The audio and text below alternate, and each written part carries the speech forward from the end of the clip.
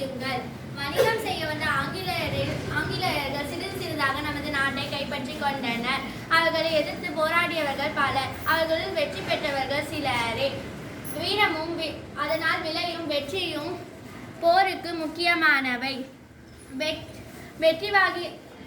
விடுதலை போரில் வெற்றி வாகை சூடிய ஆண்களுக்கு நிகராக பெண்களுள் ஒருவரான வேலுநாச்சியாரை பற்றி அறிவோம் பாருங்கள்.